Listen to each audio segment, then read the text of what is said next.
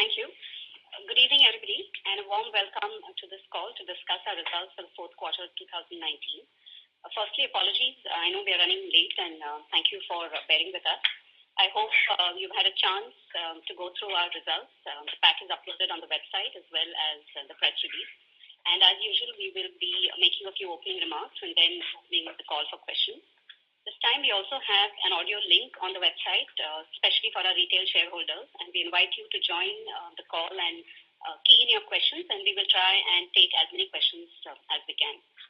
Before we start, I'd like to draw your attention to page 2 of the pack, where the safe harbor clause is listed, and mention again that this will cover the entire discussion today. To walk us through the results, we have with us today our MD and CEO, Mr. T.V. Narendran, and our ED and CFO, Mr. Kaushik Chatterjee. And I will request them to make a few comments before we open the call for questions. Over to you, and thank you. Thanks, Amita. Good evening, everyone, and sorry for those of you who've been on the call for some time. I will start with the macroeconomic and industry situation. The global economic growth remained weak during the quarter. However, there are signs of improvement in overall business sentiments, largely driven by expectations of U.S.-Chinese trade resolutions, as well as a hold on further rate hikes by the U.S. Federal Reserve. The Chinese economic started improving both China and India, and this coupled with the raw material cost push due to the recent supply disruptions is supporting the pickup in regional steel prices. In India, the steel demand continued to grow reasonably well during the fourth quarter, primarily driven by the infrastructure sector. However, automotive sector demand continues to be sluggish as automotive players extended shutdowns to balance supply chain inventories that increased in the third quarter. We expect the Indian economy and the demand from the key steel consuming sectors to pick up with the conclusion of elections and the improvement in liquidity. The domestic steel prices are expected to follow suit with the pickup in demand. Moving on to our performance during the quarter, we continue to grow our footprint in India in terms of volumes, downstream capability, and product portfolio. During the year, our crude steel production in India increased by 35% to 16.81 million tons, while deliveries grew by over 33% to 16.26 million tons with the acquisition of Tata Steel BSL and a ramp-up at both Kalinganagar and Tata Steel BSL. Our India volumes now account for more than 60% of the consolidated volumes. Our leadership position in chosen segments has been growing continuously, and industrial products and project segments, the sales grew by over 42% year-on-year. In the branded products, retail and solution segment, the sales grew by 30% year-on-year, and the automotive segment sales increased by 21% year-on-year. Automotive steel sales volume crossed 2.25 million mark in FY19. This time in the presentation, we've included a slide showing our different strengths in different verticals. It also mentions new revenue streams and digital initiatives across business segments, which are helping us to be future ready. We continue to strive for a sustainable business model and undertake a number of initiatives that will reduce our carbon footprint across the value chain. The CO2 emission intensity at our Jamshedpur plant improved to 2.28 tons of carbon per ton of crude steel in FY19. Solid waste utilization was in excess of 99%. Now I'd like to mention some recent developments. Today, Tata Steel and Tata Steel BSL have proposed a merger of both the companies. The merger will drive operational synergies and efficiencies and reduce the regulatory burden and simplify the group structure. The recommended merger ratio is 15 shares of Tata Steel BSL for every 1 share of Tata Steel. We have recently concluded the acquisition of Usha Martin Steel business through our subsidiary Tata Sponge. This is another step in growing our long products portfolio and a footprint in India. Tata Steel Kalinganagar Phase 2 expansion is progressing as per plan and is scheduled for completion in FY22. We continue to work constructively with the European Commission to secure approval for our proposed European joint venture with Thyssen Group. The European Commission has issued a statement of objections to which both Thyssen Group and us have recently submitted a package of proposed remedies. With this, I will hand over to Kaushik to walk you through our financial performance.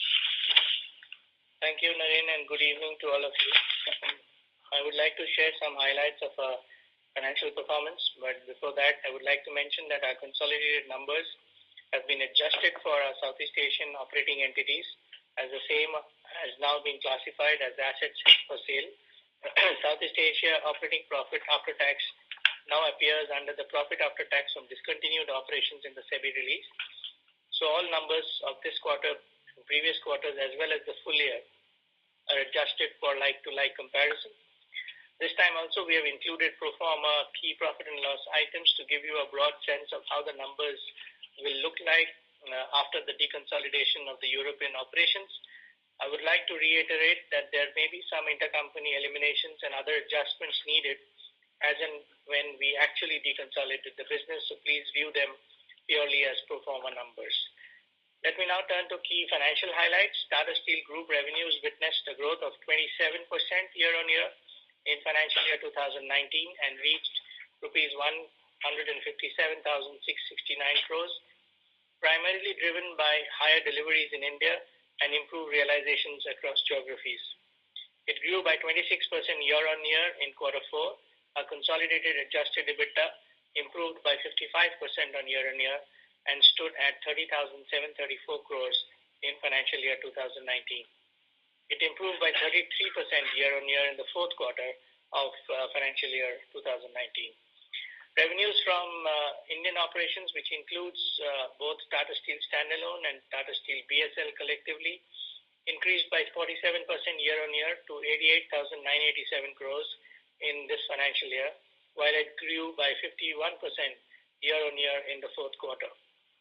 Indian operations, including Tata Steel BSL, reported adjusted EBITDA for the year of 23,884 crores, which has been the highest ever in history. This has been achieved by strong operating and commercial performance with a focus on cost management. The EBITDA margin for the company stood at 26.8%, and the average adjusted EBITDA per ton was about 14,680 rupees per ton.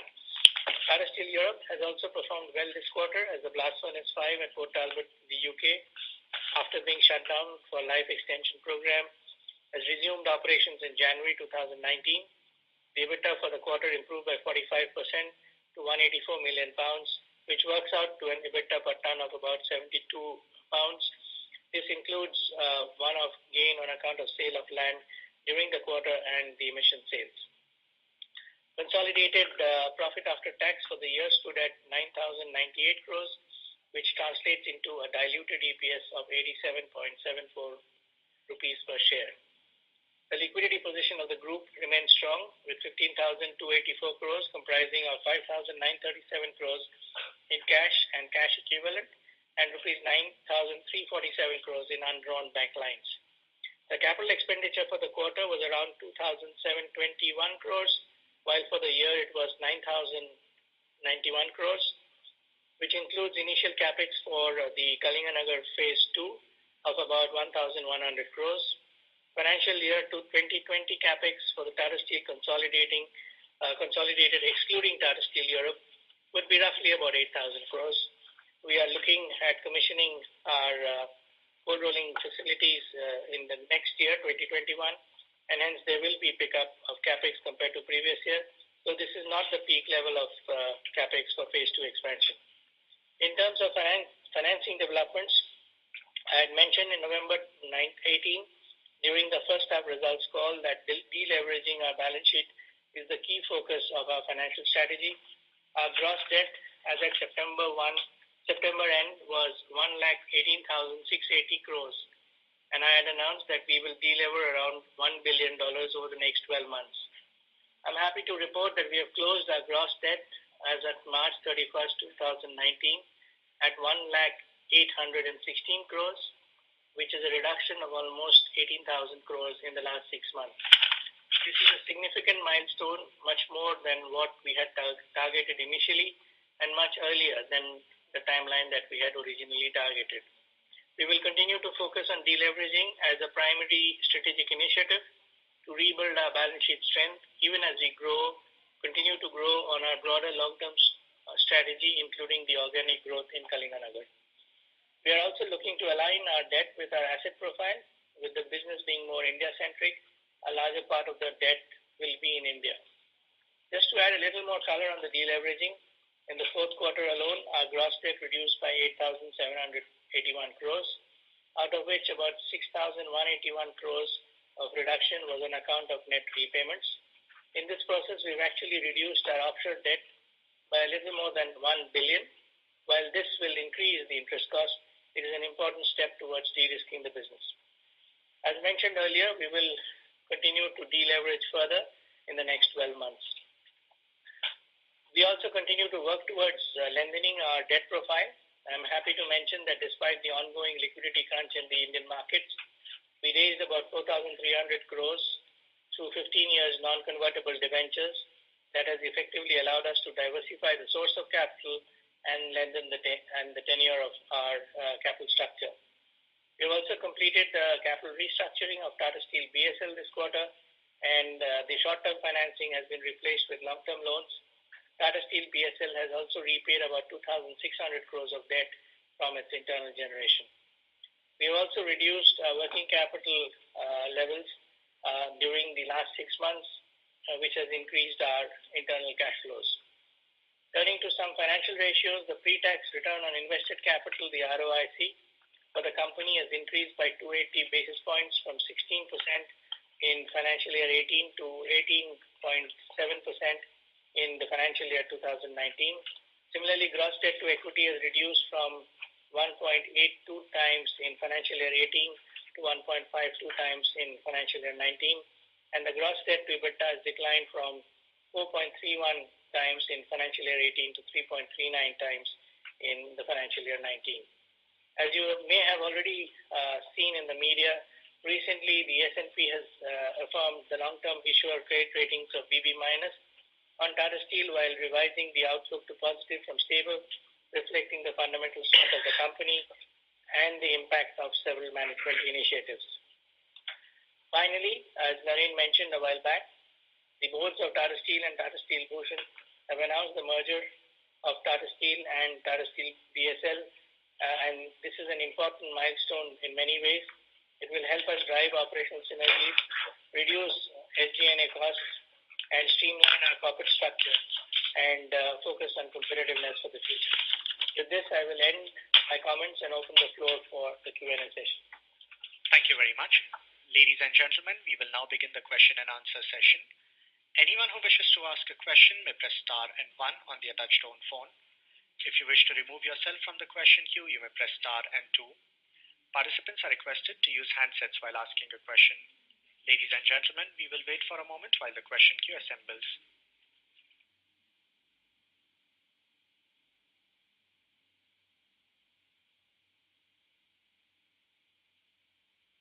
First question is from the line of Rajesh Lachani from HSBC. Please go ahead. Yeah, many thanks, and congratulations for a good set of numbers. So my first question is on the European operation. So you spoke about some one-offs in the European EBITDA. Can you please specify this one-offs? That is question number 1. Question number 2 would be, sir, the European Commission has recommended some remedies. I just wanted to know the plans for the JV partners to work on those remedies, and how are you planning to conclude this merger? And so the final question is, although the gross debt has reduced, but if I look at the net debt and adjust for the FX, the net debt is still 1 lakh crores, which is almost equivalent to what we had seen in previous quarter. So just want to understand why the net debt has not come down. So, Rajesh, thanks. First up, all the one-offs will be about 500 crores in the European context. The emission sales is the bulk of that. As far as the remedies are concerned, as Naren mentioned, that we have been in discussion or engagement with the European Commission. The Commission has a stipulated timeline through which they go through raising their potential area of concern, which they have done through the statement of objection.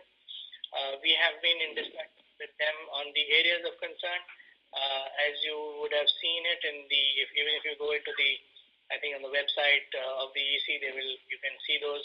There are concerns in packaging, in automotive, and in electrical steel. We have been in discussions with them on multiple options relating to the remedies and the extent of remedies that are feasible and possible for us as joint venture partners. That is under consideration by the European Commission at this point of time. They would give us feedback on what we can possibly do. Once they give that feedback in possibly next couple of weeks, we would then have the opportunity to more formally engage in terms of the manner in which that can be done or developed. There are many methods of those remedies being executed. We would also have our own internal, both in Thyssen as well as in our case, internal processes to go through, internal stakeholders to consult with, and so on. And following which only can the finality be achieved. So that's the status as far as the EC remedies are concerned. As far as net debt is concerned, I said that the gross debt is 1,08,000 crores. The net debt is about 94,500 crores on a consolidated basis. Yes, sir. So just on follow on the recommendation by EU, sir. So when you say that we look at the feasibility and then decide, so is there any chance that you may decide to not go ahead with the JV, or how confident you are about the JV to conclude? So it is like this, and let me give you an example, and then without naming companies. When there are joint ventures or combinations of two companies which operate out of multiple geographies, so assume a company which is operating in Europe, both companies operating in Europe, in US, in Latin America, Africa, Asia, whatever else, then in any geography, if the regulator says that you are too big in this geography, in this particular geography, one of you have to sell your assets or businesses. Because what is competition law saying? Competition law basically says that they would encourage more competition, which is market participants must not be eliminated, in a manner speaking. And they test this through dominance rule. That is, if it become too big through this combination, then how does it work? Now, in a combination, there are synergies which flow on different lines of businesses. And if there is a position that any regulator, any competition regulator takes, that it has to be completely eliminated or substantially be eliminated, or there must be another player who has to be there, then you would obviously rethink, because the JV has to realize synergies and meet the strategic requirements. We have not come to that stage just now. I'm just illustrating. So I think it is important for us to always look at what was the industrial rationale for the JV, what is the potential synergies for the JV, and what is the value that the JV will create. So that's what I meant when I said that when you look at from a competition commission point of view, which in this case is the EC, if they ask things that you cannot deliver because it will fundamentally impact the joint venture or the combination, then you have to think through whether that is good for us or not good for us. So that's what I meant when I said that what is the feasibility of giving up what is asked. And at this point of time, as again repeat, it's a remedy package which we have submitted. That's under consideration. They would give their feedback. They would what is called a market test, and then tell us how they see only from a competition point of view. Understood, sir. Thanks for the elaborate answer. Thank you. The next question is from the line of Anuj Singla from Bank of America Merrill Lynch. Please go ahead. Yeah, thank you very much. So first question on the amalgamation with Bhushan. You mentioned there are going to be some financial as well as operational synergies. So possible to share the kind of financial synergies, especially on the tax side? Do we have some accumulated losses which we can make use of against future profits? Yeah, so it would be more appropriate to talk about this on completion of the merger, because yes, the company has been making tax losses, but when I said financial synergies, it is not the tax synergy that I was talking about. I was talking about more the financial impact of the operational synergies that would happen on account of procurement, on account of SG&A cost, on account of the market-facing route, and the general synergy that would come about even in the corporate structure. So I was talking about the financial impact of these synergies. Okay, so there are accumulated tax losses, but we can get the details later on post the. Yeah, so I mean, that's incidental, not the target. Understood, sir. So secondly, on chart number 20th, slide 20, where you have given the net debt reconciliation, there is also a line item for SEA debt deconsolidation.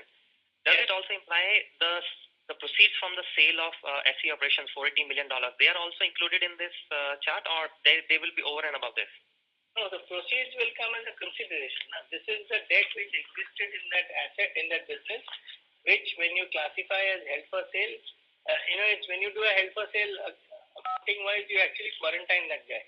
So you basically take all the assets, liabilities, everything, and treat it separately, and that's exactly what this treatment is. Okay, so the 480 million will be further help deleverage it further from the 95,000 crore number, which is there mentioned in this presentation, right? Yeah. Okay. And so lastly, on the Tata Steel and TFD JV, the ThyssenKrupp JV, you mentioned about the remedial measures. We are getting some questions from the investors on what kind of impact these remedial measures can have on the synergy target. Is this, if you can share some details on, if it can have a material impact on that, or the synergy target was given anticipating these remedial measures when it was given? So the synergy targets were calculated on certain benchmarks that you would typically see in this kind and scale of mergers, especially on the SG&A front. If you look at it, there are the synergy targets that 400 to 500 or 600 million that we had talked about. Those were cost synergies. They were not any other synergies. We didn't talk about market synergies. We didn't talk about any other synergies. So as far as cost synergies are concerned, those were based essentially on SG&A. It was on procurement. It was on logistics and those kind of work, and including organizational synergies to some extent where there are overlaps and so on. So that is, to protect that is most important, and that's where in my earlier answer, I was saying that if there are asks or if there are of remedial measures that starts impacting those synergies, then the industrial rationale will get challenged to some extent. And that's when the question becomes that what you can afford as remedy or not. So therefore, those synergies are ones which are by and large have to be protected and is protected in the current conversation that we are talking about. But this is a larger question of competition. This is from what the EC looks at it is purely from a number of competitors, and viable and competitors is what they look at. And therefore, this is a little different from the synergy targets. But from our point of view, obviously, if there are big chunks of businesses, those will affect the integration synergies, in which case we would certainly have to revisit the logic. But that's, again, I repeat, that's not the state at which we are in at this point of time. We've given them a remedy package in discussion, and they are aware of it. That is under consideration by them. They will give us a feedback, and once they give the feedback in the next couple of weeks, we will know where it is headed to. Okay. Thank you, sir. So lastly, one question from Mr. Narendran. The QQ change in realizations in this quarter, and what is the outlook for the first quarter? Thank you very much. Yeah, I think if you look at it purely from a steel business point of view, the Q4 versus Q3, Q4 was about 3,500 rupees per ton down. On the reported basis, I think it is slightly more because, as you know, there are the ferroalloy margins and the volumes, and the denominator changes, and the numerator includes the realizations of ferroalloys and things like that. But on a steel basis, quarter on quarter, it's about 3,500 rupees drop. For Q1 versus Q4, I think on an average you're looking at 1,500 rupees, because largely even if you look at Q4, the prices started moving up in February, so the full impact was realized more in March, and we will see some of it flowing through to April, May, June. So 1,500 bucks. Thank you. Thanks. Participants are requested to limit their questions to 2 per participant. Time permitting, you may come back in the queue for a follow-up. The next question is from the line of Dhaval Doshi from Haitong Securities. Please go ahead. Hello, sir. Congratulations on the good set of numbers. So first of all, just missed the initial comments as far as the capex was concerned. What was the FY20 target mentioned? About 8,000 crores. And this does not include Europe? No. Right. Secondly, just would want to understand while you mentioned about the synergies of merger with Tata Steel BSL. Just some time back, we converted our debt into, as in the ICDs into convertible equity instruments. Why the change in rationale in such a short span, sir? If you can just elaborate a bit on this. No, there is no change in rationale. There is a method to the madness if you see it from that perspective, which also facilitates both the performance of BSL in the short term, because they were paying interest on the ICDs and interest accrual in the ICDs, which was significantly higher, and in terms of the P&L impact, and those were accruing on Tata Steel, which was eventually accruing on Tata Steel, which was not getting any tax deductibility because it was on the SPV company in between. So that was done for a different purpose, and this is something which is in the same rationale. So I think even today to next X months, 6 months, or 5 months, whatever time it takes, it is also to ensure that the company operates in a good financial framework. Okay. And lastly, with just the point which Mr. Narendran mentioned earlier, 1,500 rupees increase in Q1, this would factor in the automotive contract renegotiations that would have happened, right? And can I presume it's a 6-monthly reset which has happened? Yeah, largely yes. Most automotive customers are 6 months, and this includes that renegotiation. And does that really mean those auto contract realizations that has been reset, are they closer to the market prices currently, or if you can give some color to it? Well, actually, when you look at the automotive prices for the over 6 months, sometimes it's below the market, sometimes it's above the market. So overall, every 6-monthly negotiation, if we find in a half year that they have paid more than the market, then when we renegotiate the prices, we allow them some way on that. So when we've done the negotiation, it's pretty close to what the market is now. Okay. Thanks a lot. Thank you. I just want to clarify, when I say close to market, there's a premium for auto over the commercial prices. So there's always a difference between automotive prices and commercial grades. It's at an obvious premium to commercial grades, but the delta movement is comparable to the market. Thank you. The next question is from the line of Pinakin Parekh from JP Morgan. Please go ahead. Yeah, thank you very much, sir. So my first question is, now this is from now, Tata Steel will have Jamshedpur, Kalinganagar, Bhushan, Usha Martin, and Tata Sponge, which it used to have earlier. And in the presentation, it says that FY19 deliveries were 16.3 million tons. So how should we look at volumes for F20 given the entire asset base that you have at your disposal right now? So the Usha Martin numbers, or the steel division of Usha Martin, which is now part of Tata Sponge, is something which will come in for this year. Last year was these numbers were largely Angul, which is Tata Steel Bhushan, Kalinganagar, and Jamshedpur. So for next year, the guidance including Usha Martin for India is over 1 million tons. 18 million tons, sir. 1 million more than what we have shown this year. Okay, 1 million tons more. But sir, wouldn't there be any more further ramp up of Bhushan as well? Yes. So most of it is going to come from Bhushan and Usha Martin. I mean, the steel division of Usha Martin, which we've acquired, because the Jamshedpur and Kalinganagar plants are pretty much running full out, and whatever we get will be just through debottlenecking. So that's not very substantive. So most of the increase will come from Bhushan and Usha Martin. So we can assume 1.3 to 1.5 million tons incremental more volume, sir? Just now I'm guiding 1 million tons. Then we'll review it 6 months later and come back to you on what is a better number. Understood. Sir, slide 11 has the segmental breakup, and over there, the automotive volumes have come up very sharply on a Q1Q basis. Now, sir, if we assume for a moment that the automotive market does not recover in F20, I mean, yes, the outlook is that it will recover post-elections and second half. But if it will not to recover, how does it impact Tata Steel's margin profile or, domestic shipments, sales volumes, realizations? Is it a material risk to the margin profile, or it can be mitigated by other factors and other markets? Yeah, so a couple of things. I think one of the reasons why the volumes have grown significantly is because we've added the Bhushan Steel, Tata Steel BSL volumes as well, right? So firstly, if you look at our market share, including Tata Steel BSL, it's about 46%.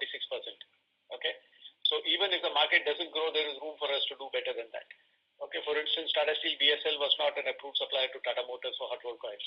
So those are approvals that we've got. They were not an approved supplier to Ashok Leyland for hot rolled coils. So there are opportunities, even if the market doesn't grow, for us to increase our share, given that we have additional volumes available with us.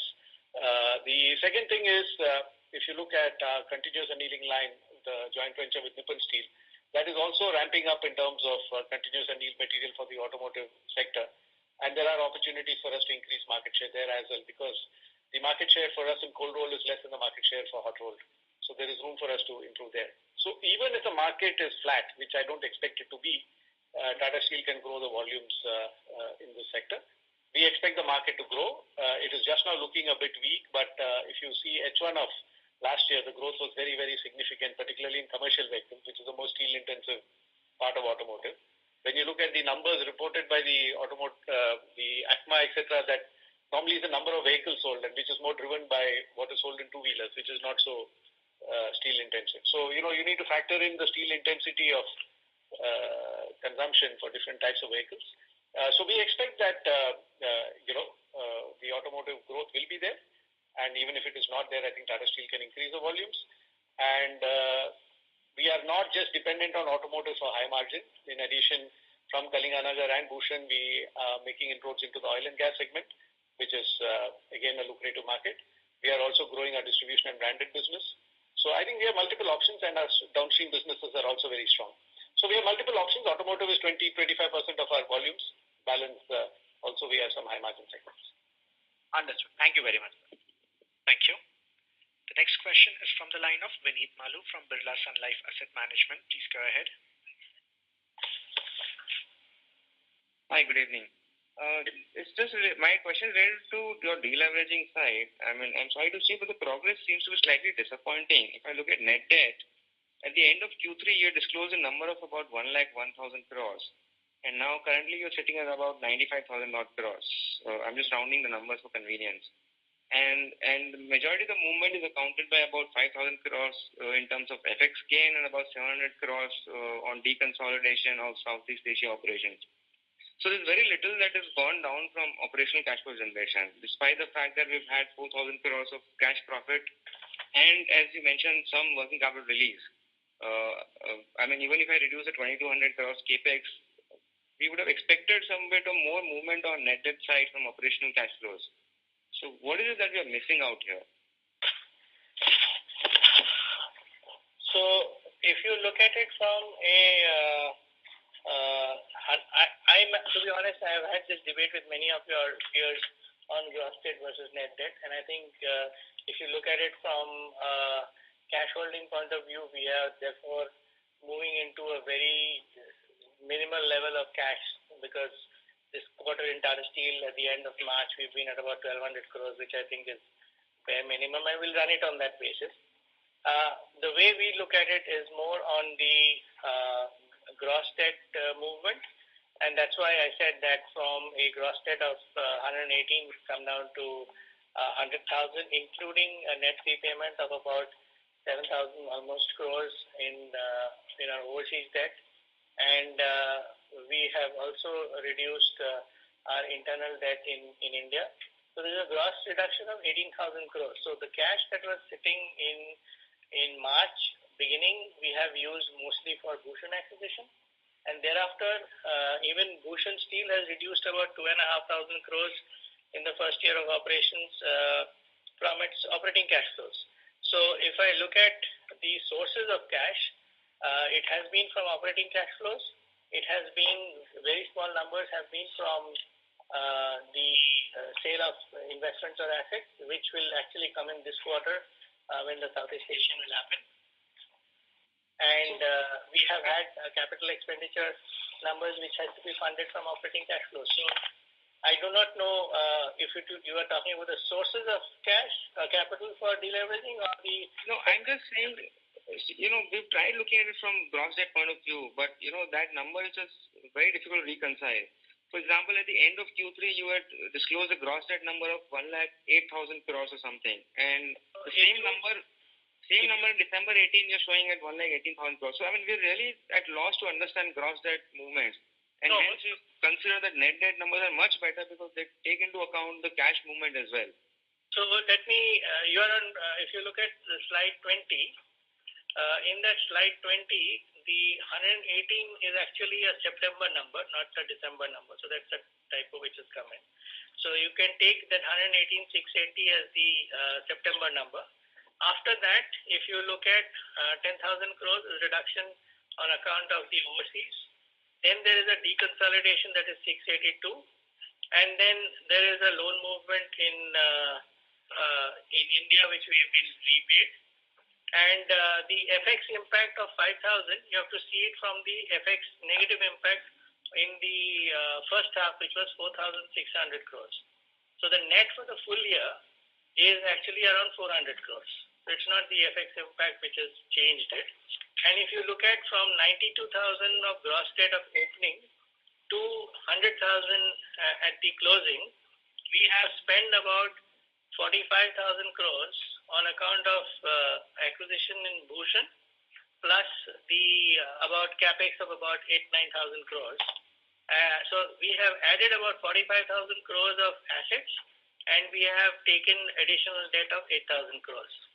That's how you should look at it from how the movement in the debt has happened. If you were to cut the clutter and just see the headline numbers, this is what you should look at it, and therefore to say that operating cash flow has not gone in funding of the repayment of debt or investment in capex, that's how I would reconcile that. I mean, I appreciate, trying to explain through gross debt movement, but I'm seeing at the end of it all, why isn't the net debt number changing, by the amount of operating cash flow or less the capex? So that is how it will be, na? Because if I have a net debt number X, then I am making investments which are very significantly during the year. A year in which we have bought Bhushan Steel, which had an asset of about 35,000 crores, and you had capex. That's why I'm just looking at the most recent period, which is the quarter, where we don't have the effect of such large, outflows. Right, the only large outflow is the capex, which is about, as you said, about 2,200 crores, if I'm not wrong. Yeah. Right, and versus that, we had a cash profit of 4,000 crores for this quarter, and I believe you mentioned some working capital release. I don't know the amount, but so ideally, I should have had operating free cash flow generation of more than 2,000 crores this quarter. So we have a net repayment of about 9,000 crores during this quarter, 8,800 crores gross debt in this quarter also. So this all right. I mean, anyway, I just thought that this thing could have been explained a little better. And just moving on, one small question on Bhushan merger. So we end up paying another 1,000 crores more, right, as a result of this merger in terms of our incremental consideration for getting full 100% control over the company. Yes. That's based on the current market cap. Right. Yeah. All right. Yeah. Thank you very much. Thank you. The next question is from the line of Rashi Chopra from Citigroup. Please go ahead. Yeah, thanks. Just wanted to know you said that incrementally you want to align the debt and make it more rupee denominated. What is the proportion of the rupee denominated debt as of the close of this year? What is the proportion of rupee denominated debt that we target? No, that is there already at the moment, like as of March 19. About currently, India balance sheet has about 27,000 crores of the total debt of 100,000 crores. So India Tata Steel Limited has 27,000 crores. Bhushan Steel has 17,000 crores. And then there is the balance which is in between Singapore and our European office. And you mentioned that you want to deleverage by another $1 billion. So, this includes the consideration of the Southeast Asian assets and just internal accruals. Are we talking about more sales of assets? It will be a combination of internal accruals. It will be a combination of more divestments or current divestments that we are talking about, and which will be offset to a certain extent by the payment for Usha Martin. Okay. And just lastly, the capex that you gave for this year, the almost 10,000 crores number, how much of that is due to Europe? No, Europe is not included in that. You're talking about which year? FY19, not the 8,000. Is about 3,000 crores. That's included in that 9,900 number. Okay, Yeah. 3,000. All right. Thank you. That's it from me. Thank you. The next question is from the line of Indrajit Agarwal from Goldman Sachs. Please go ahead. Hi, good evening. Most of my questions have been answered. One question on the raw material cost in the standalone business. On per ton, this has gone up sequentially. Is there any, so what was the coking coal cost increase, if any, in this quarter? And is there any adjustment regarding iron ore transferred to Bhushan? No, actually there is a significant amount of FG inventory liquidation that has happened. And if you look at the, in terms of the amount of raw materials which is included in the FG would be about 40%. And therefore, you see that when it gets liquidated, it gets charged in the elements that it is composed of, which is why the raw material has increased. Actually, the raw material on an underlying basis has declined by about 1,400 rupees per ton. So what you see is an increase, is a net increase, taking into account the liquidation in the inventory, which is what I was saying earlier about working capital. One of the elements has been also inventory. Sure. Thanks. That's helpful. Secondly, our exports as percentage of sales has increased significantly this quarter. Now, given that we have an expanded capacity and volume base, do you think this is a new normal, or we can get it down significantly in F20? I think this quarter was an outlier because we exported a bit more than we would have normally done because the domestic markets were a bit weak in December, Jan, Feb, and we didn't want to pile up inventory unnecessarily or shut down the plant. So we exported a bit more out of Bhushan particularly, which is reflected in the Bhushan numbers. That's why the Bhushan EBITDA has dropped more than what would have been expected.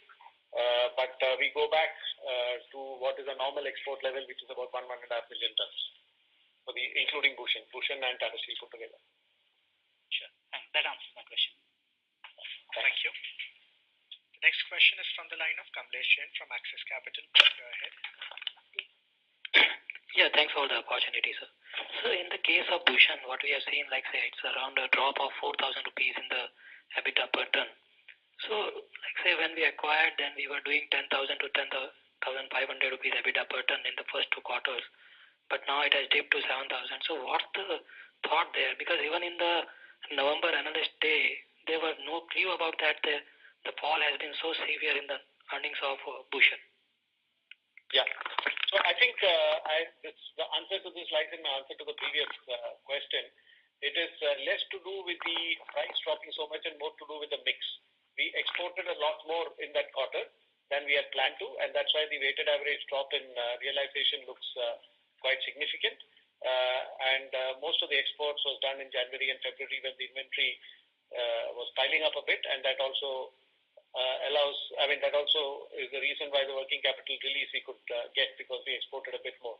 But since March, I think the Bhushan EBITDAs have come back to what you've been seeing in the previous quarters, but the average for the quarter was low.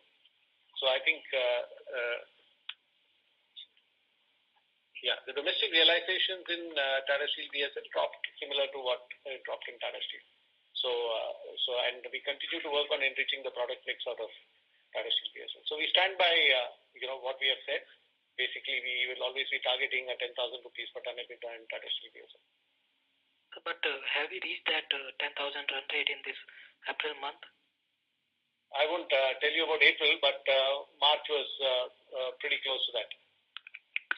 If you remove exports, and we are reducing the percentage of exports. When you say that 1,500 rupees average NSR improvement which has been there in this quarter so far, so no, I think what I said is the average for this quarter should be about 1,500 rupees higher than the average of last quarter. Yeah. So does that include the impact of exports as well? Is it blended one or it's only the domestic part? It's blended. Okay. And lastly, on the Kaushik, on the debt side, like say, yeah, there may be typo errors. We have to, like say, take out the prior quarter numbers as well. But like say, if you adjust for the FX impact and the, like say, Southeast Asia debt deconsolidation, so how much is the reduction in this quarter? Even if you take out the change in the net cash levels as well.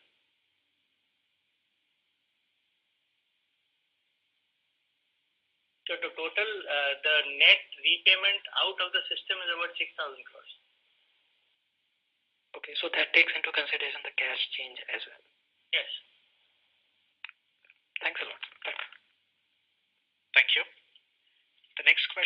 from the line of Ritesh Shah from Investec Capital. Please go ahead. Hi, sir. Thanks for the opportunity. So my first question is, what are the timelines that we are looking for the Thyssen JV right now, given the stuff that's happening? Basically, as Kaushik said, the discussions are going on with the EC. We have submitted our remedy proposal. We hope to hear in the next week or 10 days, and they may take some more time if required to do some market testing. I think the timelines the EC has set for themselves for a final decision is in early June, mid-June, maybe June 12th or something. June 17th. Yeah, June 17th. Okay. And sir, after that, how will the timelines look like? So eventual closure, or is it totally a function of what the EC comes back with? It's a function of how the EC would like the remedy to be played out. There are 3 or 4 forms in which the remedies play out. If the EC approves or agrees to the remedy package, then they have methods of conditional approval, fix it first, or buyer upfront. And these play out depending on how they look at it from the competitive capability of the assets as well as the sellability of those businesses. Okay, that helps.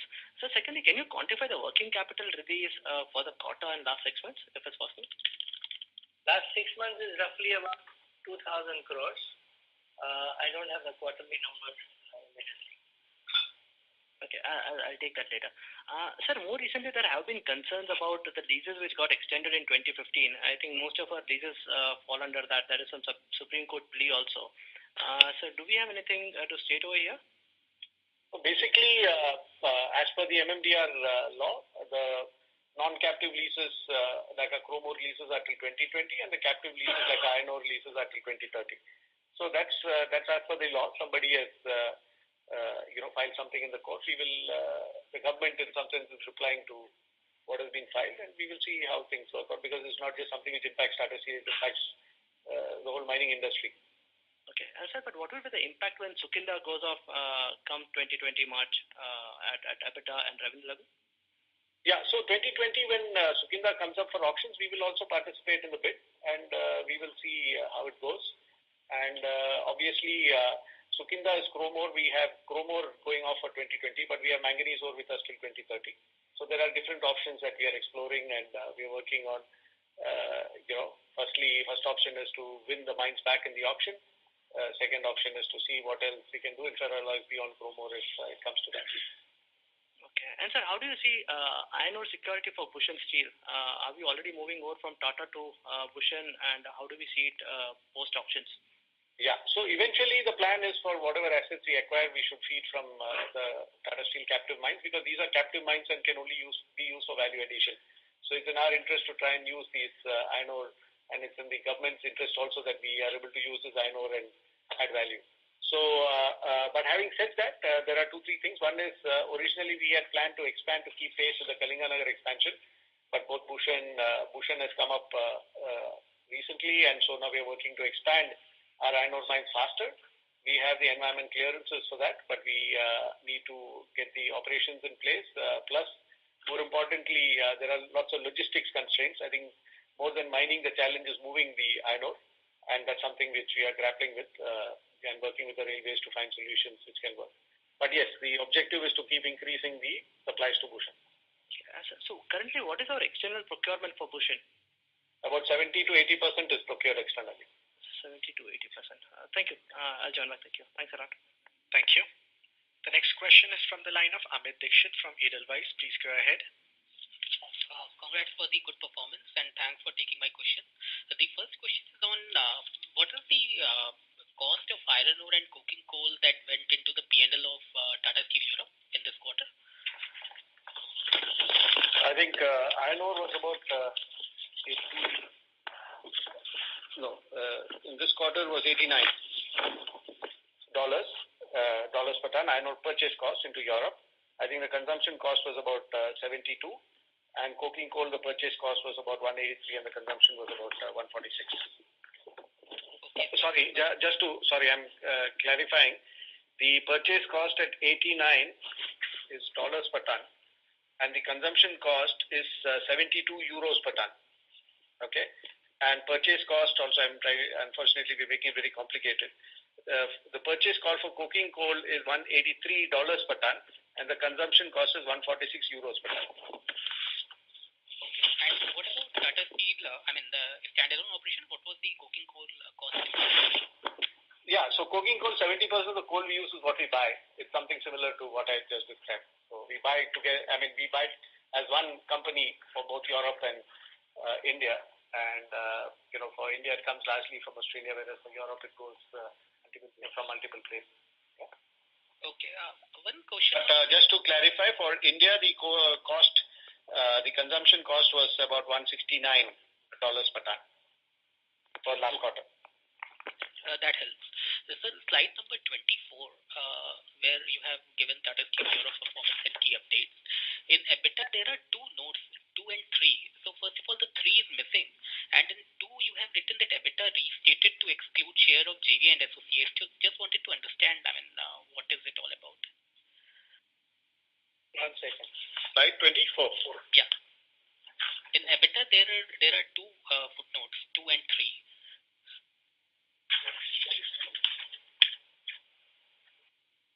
Slide 24.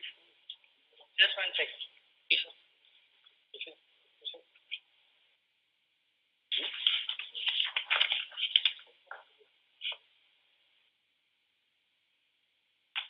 You're saying 2 and 3. You said it was was this JVs in Europe? Yeah, so it excludes some of the smaller JVs in Europe, and there are many associate companies. Okay. And what about the third note, sir? Is it by mistake number is there, or there is something missing that? You're talking about the EBITDA restated to exclude share of JV and associates, huh? Yeah, which is fine, but there is another note 3.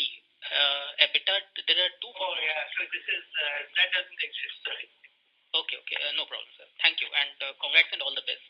Thank you. Thank you. The next question is from the line of Vishal Chandak from MK Global. Please go ahead. Yeah. Thank you very much for taking my question, sir.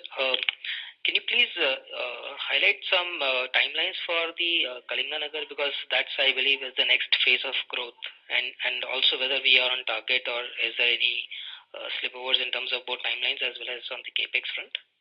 No, I think basically we've guided right from the beginning, 48 months from when we announced it. I think it was December of 2017 that we announced the expansion. The board approved it. We stick by that guidance. The work is going on quite well. As Kaushik said earlier, the first plant off the block will be the cold rolling mill, because that helps us value add to our existing hot roll coil capacity there. The second thing on the block will be the pellet plant, which also helps us in optimizing the cost there. And then during 2021, at different points in time, we will be commissioning all the other facilities. Great. So by when can we expect the CRM to be operating? If you look at it, so if you see, calendar year FY22, but basically that's why I said if I go by December 17, by December 21 is when we should have commissioned the plant. So CRM, when can we expect it to come online? Well, we are obviously not in this financial year, the next financial year. Early part of next financial year that we're targeting. Okay. And in terms of capex, you mentioned that we'll have about 8,000 crores of capex for this year, coming year. So how much would go into the expansion of which? 1,100 crores. No, that is last year. Next year is about 4,000 crores. Yeah. Because this 8,000 crore Kaushik talked about also includes some capex for Tata Steel BSL. Correct. And some capex for our mining activities. So just lastly, one question on this post-merger with BSL. Would the mines and the logistics be completely ready to feed the Angul plant on 100% basis, or we'll still have some time before the entire integration with iron ore for Bhushan concludes post the merger? As we said today, about 70% of the iron ore we buy, 30%, 25 to 30% we use iron ore from Tata Steel.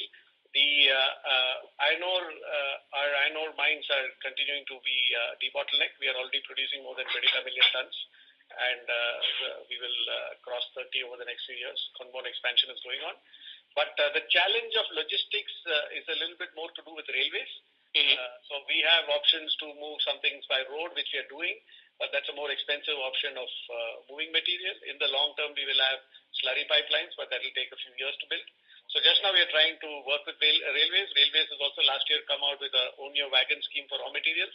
So one of our subsidiaries, TMILL, is investing in running rakes for us. So there are multiple options. So we are working on them. Obviously, the objective is to maximize the iron ore supply from our captive mines to Tata Steel BSL. Got it. Thank you very much, sir. Thank you. The next question is from the line of Bhaskar Basu from Jefferies. Please go ahead. Yeah, thanks. Just have one question on the minority interest that has been quite volatile quarter to quarter, and last 2 quarters we saw almost like 480-500 crore per quarter, and this quarter is about 77 crores. What exactly is driving this minority interest? Obviously, I think Bhushan would be one of that, but that cannot explain such large numbers. So just wanted to understand this. So there are 2 large minority interests. One is, as mentioned, 27%. The other is Tata Steel UK, where there is 33%, which is held by the pension funds. And why has that been so volatile? Like last 2 quarters was like 482 and 500, and this quarter 77. Is it because TS UK PAT was much lower, was much higher this quarter, and hence lower minority interest? You answered the question. Okay, thanks. Thank you. The next question is from the line of Sumangal Nevatia from Kotak Securities. Please go ahead. Yeah, good evening. Kaushik, one small clarification. Now, with respect to this BSL merger, we are effectively paying around 1,000 crores through equity. But if I remember correctly, at the time of the merger, what was our understanding and what was explained is that equity interest is 70 to 73%, but economic interest is almost 100%. And the idea or the steps would be to eventually convert the ICDs, etc., into equity and dilute the 27% minority, which will take our equity interest also closer to 100. So with this, I know 1,000 crores is not a big amount in the overall scheme of things, but is there any change in strategy, or some understanding was not correct earlier? So there are 2 things I would say. One is this is about 29 crore shares held by minority shareholders in Bhushan Steel. You are right in terms of the economic interest, and if you look at the NCPRS and the optionally convertible shares, the answer, the point that we mentioned earlier, is actually right, because if I technically convert it, then it can be significantly at that level of almost 90% or thereabouts.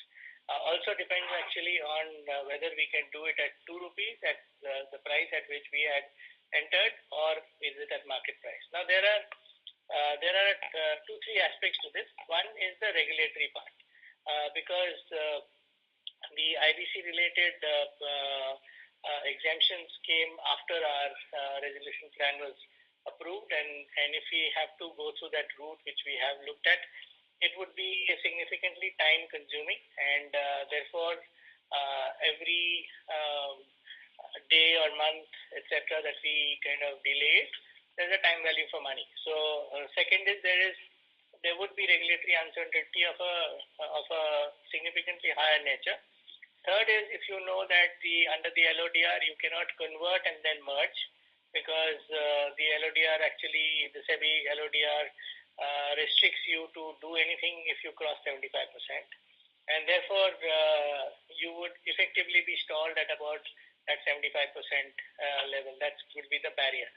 So if we look at all of this and take into account the time value of money in terms of the benefits of the merger, we took a call that, and the boards took a call actually, that it is much better to push for the merger faster than later. And if you look at the manner in which you have to do these, it will be an experiment or a walk in the dark room, because the process will be far more tedious.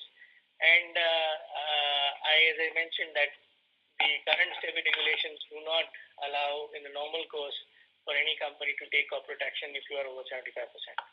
So that's been the overall part of the consideration factors where we said, I think from a business point of view, from an operations point of view, and a long-term value perspective, I think there is much more value because in doing it faster, because at the end of the day, everyone in Tata Steel and Bhushan is working hard to create value. So it's better that we merge that faster than later.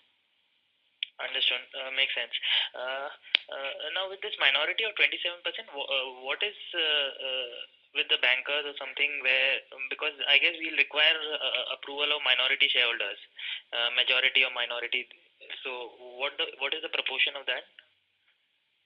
Yeah, so they are the ones who will vote for it, and that's why the proportion is, we have announced the 1:15 in terms of the exchange ratio, and that gives them a upside from a low market cap stock to an index stock, and hopefully the shareholders would look at it from a overall synergy and upside into a Tata Steel stock.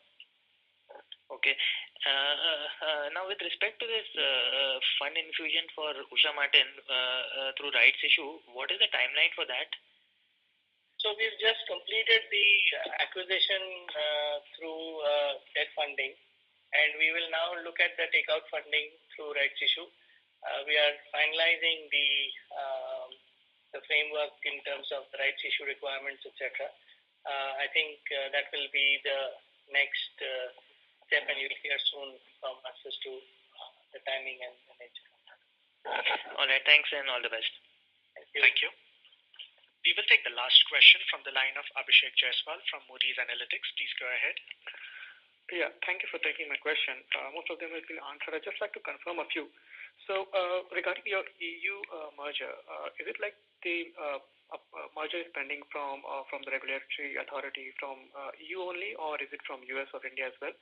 And secondly, on following to that only, so in a merger like we have seen, which is too big, what we usually see that the Competition Commission or the government or the authorities generally ask the company to either forego certain business or market, like we have seen in one of the major agrochem business getting merged. So I don't know whether you are at liberty to answer this, but still I would like to throw this question open. So have you worked on a similar line, like if that happens, what might be the market or business that you might have to forego? Yeah, so on the first part, US we have cleared, India cleared, and many other, there are I think 17 geographies where the clearance, I don't see any bottleneck on that. Some of them also had foreign investment clearances, which we have done. So it's largely a EU-dependent process just now, or rather EC-dependent process just now. And your contention on the second point is right, that typically they look at a dominance test on in volumes, sometimes in markets. But this time around, I see very unusually that they have gone into market segments, like as they have announced on packaging as well as on automotive. And in automotive, they're talking about hot dip gal lines, etc., which is not normally the case. But I think given the fact that they see if we see the industrial logic, I'm sure that the customers or the competitors also see the industrial logic. So they have been talking about these, and that's the only market where we are talking about, because most of it is domestic EU27 or EU28 market. So, and as we mentioned during the call, that we've been offering remedies based on their concerns. You have to get their feedback, and sometimes they look at, not sometimes, most of the time they look at doing a market test before they can react, and we are awaiting that post the Easter holidays. Right. And just a quick question on this automotive sales plants. So where do you look at the outlook? I mean, is there any guidance on the order book from the automotive manufacturers that you can throw a light on? Are you talking of India, or are you talking India especially. Yeah. So second half was slow, but our consumption or our sales into automotive grew faster. Like I explained earlier, even if it is flat, we have an option to increase our share. But we do expect the automotive. Generally, if you look at the last few years, if I average out, because there are times when it's dipped and then it has jumped by 20%. But if you look at the CAGR, I think it's typically in the 5 to 7% range. So I expect it to be around that, and we obviously will look at trying to see how can we increase our share with key customers, particularly since we have new facilities in the family. All right.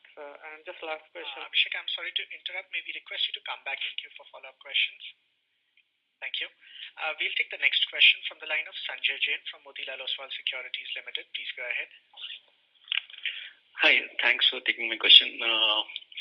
Mike, I want to get some more color on Kalinganagar project. I heard you when you were talking about answering this question earlier. You given more timeline on cold rolling mill and pellet plant, and you also mentioned that it will get completed in F22. So, what is the status of the blast furnace and the steel making? Have we placed order, and who are the vendors, or they are yet to be order has yet to be placed? Yeah, so I think we basically prioritize to see how to optimize the cash-to-cash cycle and get the most value out. So that's why we focus first on the cold rolling mill, because we already have 3 million tons of hot roll coils. So if you set up a cold rolling mill, you're immediately able to value add to what we already have and get a richer mix. The second plant we focused on was a pellet plant, because we don't have a pellet plant in Kalinganagar, and having a pellet plant helps us reduce our cost.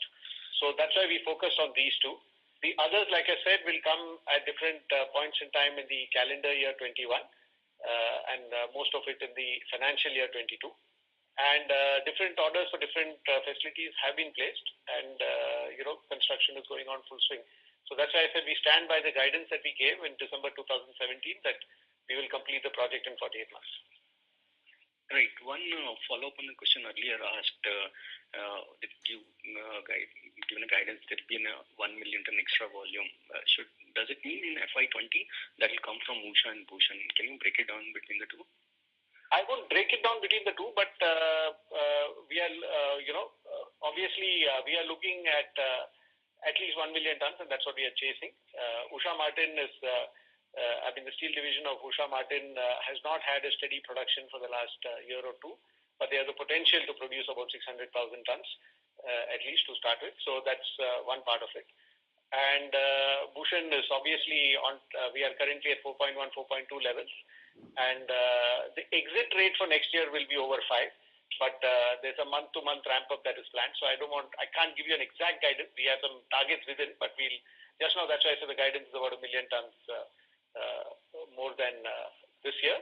Or the year which we have just reported, and we'll do some debottlenecking in Jamshedpur and Kalinganagar, but that's not going to be big volumes.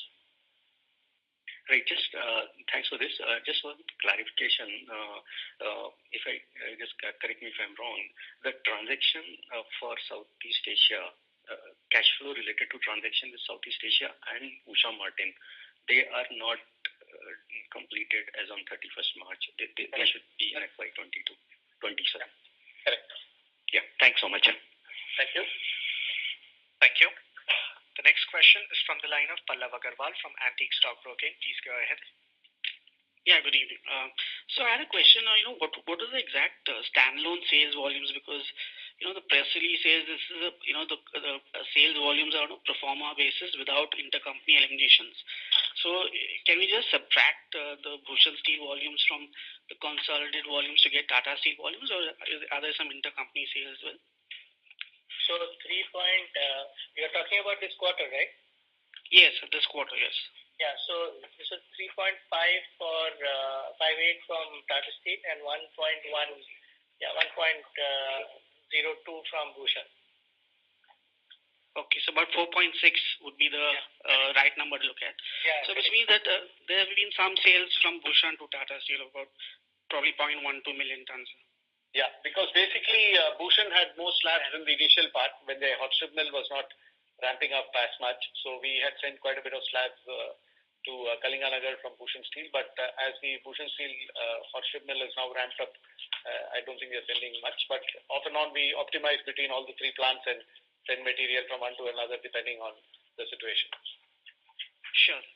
So also just on the on the steel price, on the realization improvement of about 1,500 rupees per ton that we expect in Q1. So what is broadly, is it a mix improvement that is going to lead to this? Because spot prices, I guess, are still quite subdued or more on a flatter side. Yeah. So it's partly mix because we will be exporting less in this quarter than we did in Q4 between Tata Steel, BSL, and Tata Steel.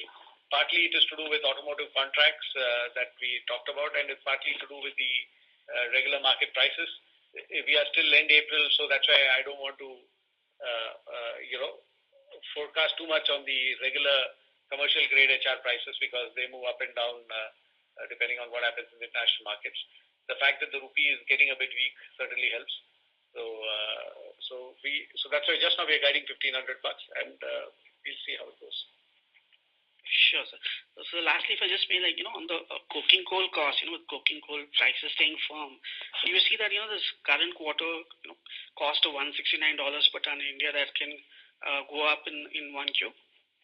No, it will come down in Q1 because basically if you see, what we are going to get and use in Q1 is what was bought earlier. So that's why the consumption in Q1 will be maybe about $7-8 lower than the consumption cost in Q4 for India. Right, sir. Yeah, thank you so much. Thank you. Thank you very much. Due to time constraints, that was the last question. I now hand the conference over to Ms. Samita Shah for closing comments. Yeah, so thank you everyone for dialing into this call, and if you have any questions, we are of course available post this call, and you can call us directly. Thank you and good night.